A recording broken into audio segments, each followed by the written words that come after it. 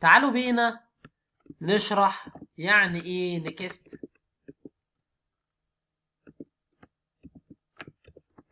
ويعني ايه نيكست اول ويعني ايه نيكست انتل. ببساطة نيكست العنصر اللي بعد العنصر، نيكست اول جميع العناصر اللي بعد العنصر، نيكست انتل جميع العناصر اللي بعد عنصر لحد عنصر معين، نيكست انتل جميع العناصر اللي بعد العنصر لحد عنصر معين. ولاحظ ان النيكست ديت شغالين على عناصر من نفس الليفل. يعني ايه من نفس الليفل؟ يعني مثلا انا هنا هقول سيكشن، وجوه السيكشن ده هضيف ديف، هضيف اكتر من ديف، وهضيف هنا بره ديف، وهضيف ديف تاني. فانا عندي مين العنصر اللي نيكست للعنصر ده؟ هو الديف اللي تحته، لان ده العنصر اللي بعده. طيب مين العنصر اللي نيكست للعنصر ده؟ هو العنصر اللي بعده. طب مين العنصر اللي نيكست للعنصر ده؟ مفيش عنصر نيكست ليه. ليه؟ لان هو اخر عنصر خالص. هتقول لي ما ده نيكست ليه؟ لا، انا بتكلم على نفس الليفل، لان دول كلهم مع بعض في نفس الليفل. طيب تعالى بقى نبدأ ناخد مثال على النكست. انا عندي سيكشن،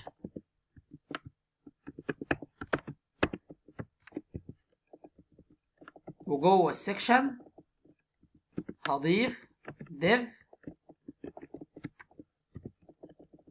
هقول له هنا لوريم تكست، وتحت الديف ده هضيف ul، وجوه الul هضيف مجموعة من عناصر ال li، واقول له هنا item 1، واضيف عناصر تانية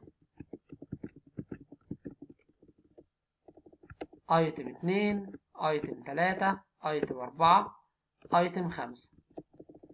وهنا اقول له class item 1، نديله اي اسم وليكن item 1 يعني، وادي لكل العناصر كلاسات. للديف ده يبقى ايتم 2، ال اي اقصد ايتم 2، والال اي ده ايتم 3، والال اي ده اديله ايتم 4، والال اي ده اديله ايتم 5.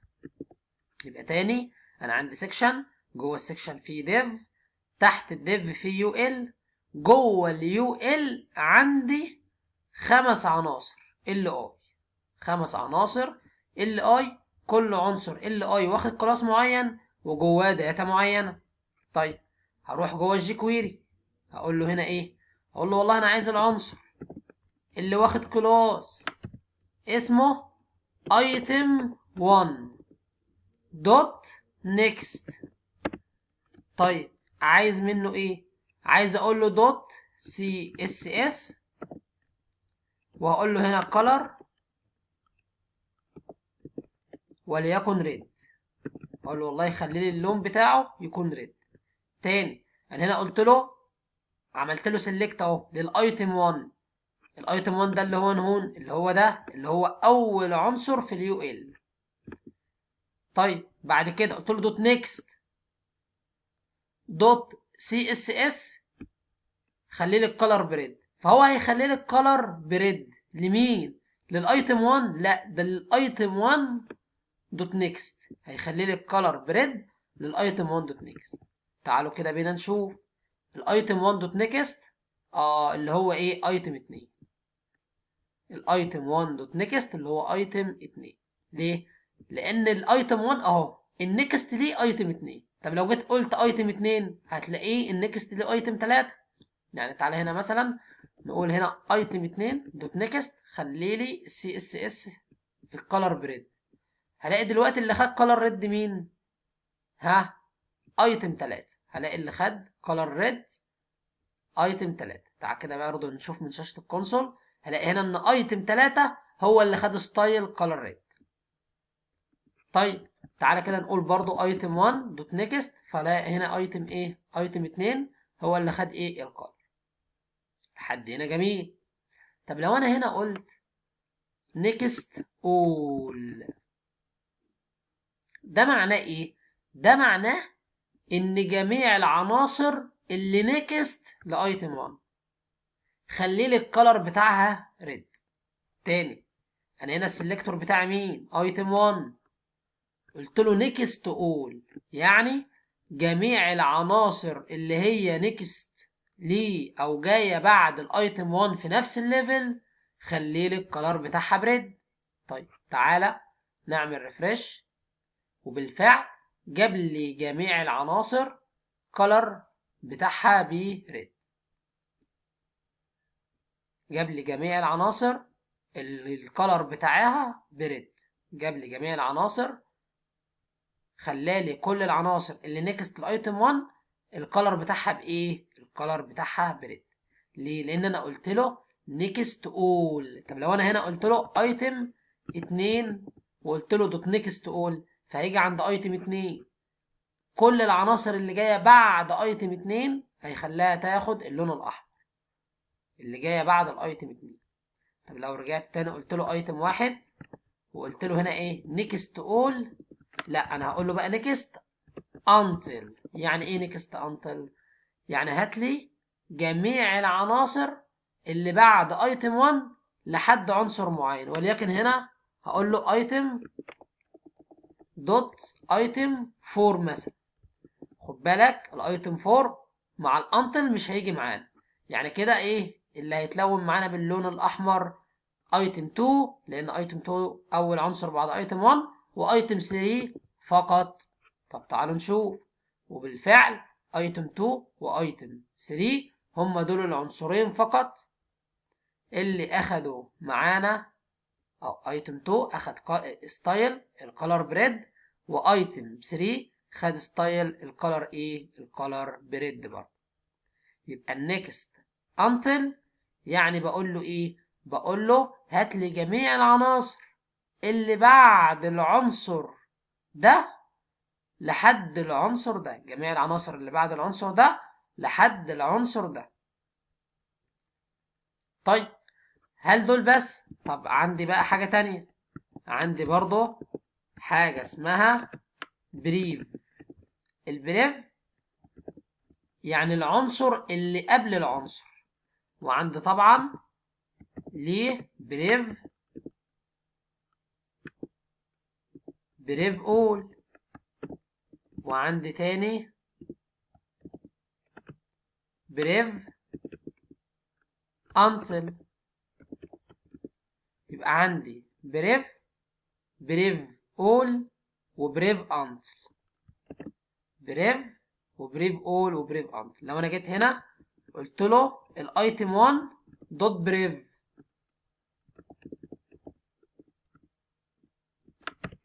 خليلي الكلر بتاعه بريد. ها تتوقع ايه؟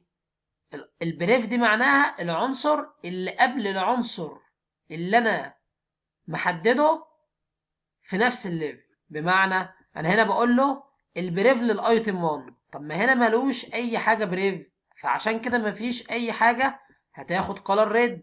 حتى العناصر اهي ال اي مفيش ولا عنصر واخد ستايل كلر ريد. ليه؟ لان الايتم 1 ده اول عنصر. طيب لو انا جيت هنا قلت له 2 ايتم 2 دوت بريف، خلي لي السي اس اس الكلر بايه؟ الكلر بريد.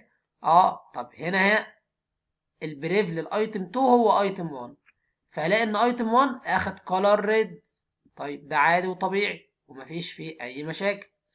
طب لو انا جيت هنا قلت له ايتم 5 دوت بريف دوت سي اس اس، فهيجي على ايتم 5 اللي هو ده البريف لمين؟ البريف ليه ايتم 4، وهلاقي بالفعل ان ايتم 4 اخد الكلر ريد.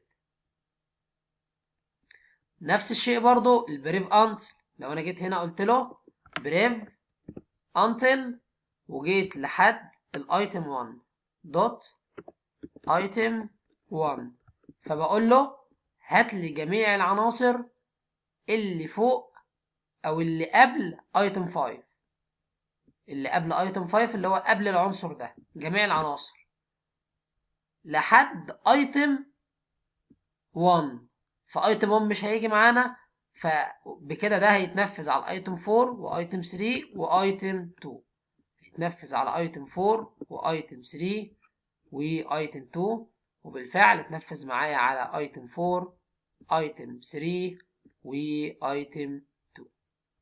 يبقى كده شرحنا النكست والنكست اول والنكست انتل والبريف والبريف اول والبريف انتل، وقلنا ان النكست ده العنصر اللي بعد العنصر اللي انا فيه، لكن البريف ده العنصر اللي قبل العنصر اللي انا فيه او اللي انا محدده. طيب في عندي بقى حاجه مهمه جدا اسمها سيبلينج. يعني ايه سيبلينجز؟ طيب لو انا جيت هنا قلت ايتم 3 مثلا دوت سيبلينجز، ايتم 3 دوت سيبلينجز، يعني ايه سيبلينجز؟ دي معناها الاخوات. يعني ايه؟ يعني مثلا قلت ايتم 3، والله قلت له هات لي كل السيبلينجز للايتم 3، معناها كل العناصر اللي معاه في نفس الليفل، يعني هيجيب لي ايتم 1 و2 و4 و5. تاني سيبلينجز يعني جميع العناصر اللي معاه في نفس الليفل، يعني ساعات بنقول عليه الاخوات. يعني العنصر ده بنقول عليه كده ان ده اخ للعنصر ده وده اخ للعنصر ده وده اخ للعنصر ده وده اخ للعنصر ده، كلهم اخوات مع بعض. ليه؟ لان هم في نفس الليفل. لكن طبعا اليو ال ده ليفل تاني، اليو ال بيمثل لل اي بيرنت، يبقى اليو ال بيمثل لل اي انه بيرنت. طيب الديف بيمثل لليو ال ايه؟ سيبلينج. ليه؟ لان هم في نفس الليفل.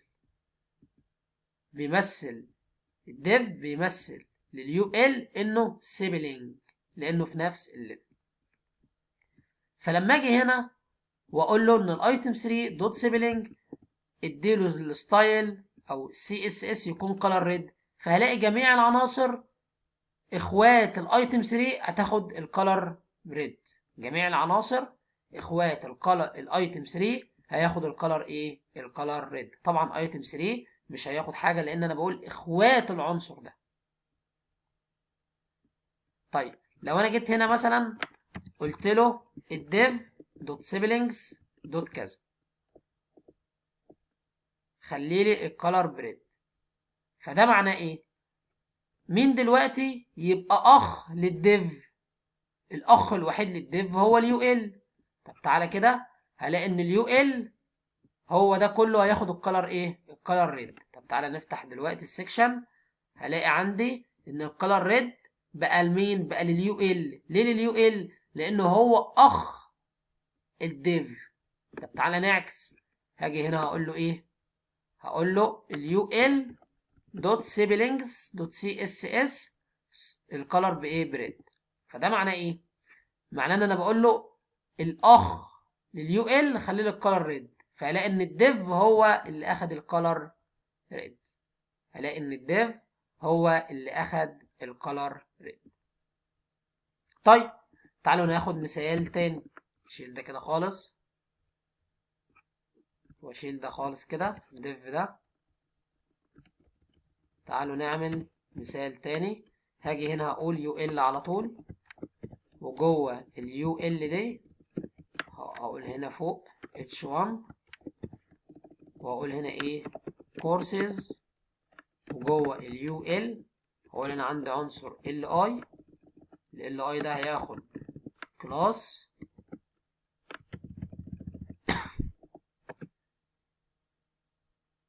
ال اي ده هياخد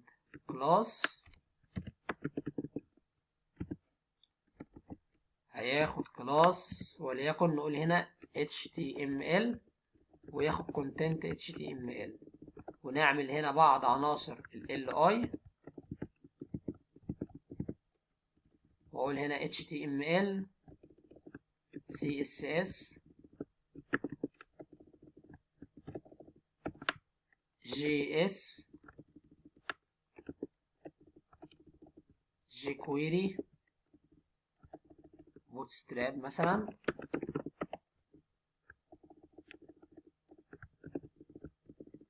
ده bootstrap، ده jQuery، وده JS، وده CSS، وده HTML. تمام جدا. انا عايز اعمل ايه؟ انا عايز دلوقتي اي عنصر من العناصر ديت، نعمل ريفرش، اي عنصر من العناصر ديت لما اضغط عليه ينضاف له كلاس معين. طب ايه الكلاس ده؟ وليكن هسمي هنا، اقول هنا ايه اكتف، وهاجي هنا اقول له ايه، هقول له العنصر اللي ياخد كلاس اكتف اللي يحصل معاه ياخد color white background color، شوف لون كده كويس، وليكن اللون ده، ياخد padding 10 بكسل، ياخد width 300 بكسل، ياخد ايه تاني، خلي البادنج هنا 20 بكسل، ياخد text align center. طيب لحد هنا ممتاز، text align center. تعالى نعمل ريفرش. طيب لو انا جيت دلوقتي اديت كلاس اكتف لل HTML، ده اخد كلاس اكتف بقى بالشكل ده اهو. طيب نشيل بقى كلاس الاكتف. انا عايز بقى اعمل ايه؟ انا عايز اقول له هات لي جميع العناصر السيبلينج للجي اس وخليها تاخد كلاس اكتف اول لما اضغط على بوتون معين. فاقول له هنا بوتون، واقول له هنا ايه اد اكتف، اقول له هنا اد اكتف، وادي له هنا كلاس واسميه BTN، واروح في الجي كويري هقول له ايه بقى، ركز معايا، اقول له خد بالك BTN دوت كليك، BTN دوت كليك اول لما اضغط على BTN نفذ لي الفانكشن دي. ايه اللي هيحصل؟ هقول له ايه بقى، هقول له الجي اس دوت سيبلينجز دوت اد كلاس، ضيف لي الكلاس اللي اسمه اكتف.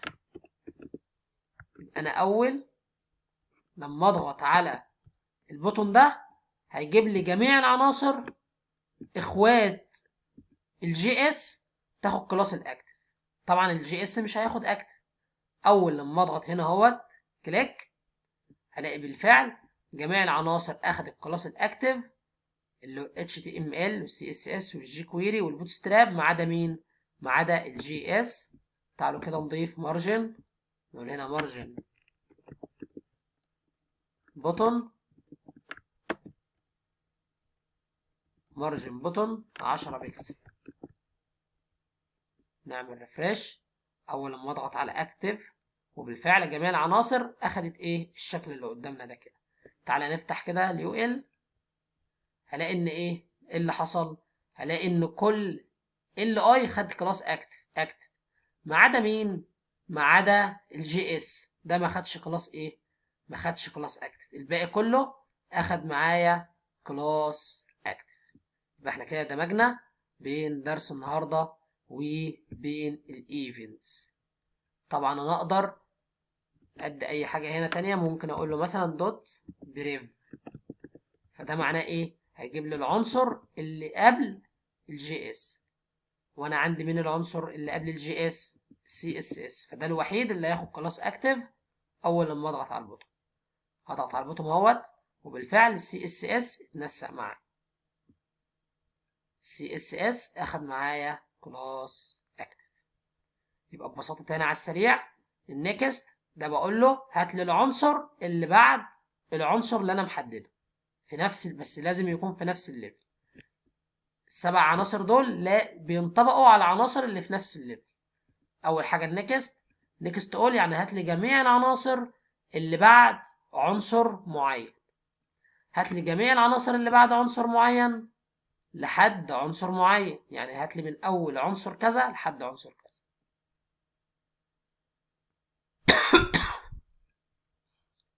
البريف هات لي العنصر اللي قبل العنصر ده. بريف اول هات لي جميع العناصر اللي قبل العنصر اللي انا محدده. البريف انتل هات لي جميع العناصر اللي قبل العنصر اللي انا محدده لحد عنصر معين، وطبعا بحدد العنصر ايه هنا. السيبلينجز هات لي جميع العناصر اخوات العنصر ده اللي معاه في نفس الليفل، بس طبعا العنصر اللي انا السلكتور نفسه ما بيجيش معايا. ده كان ببساطة تلخيص لدرس النهارده.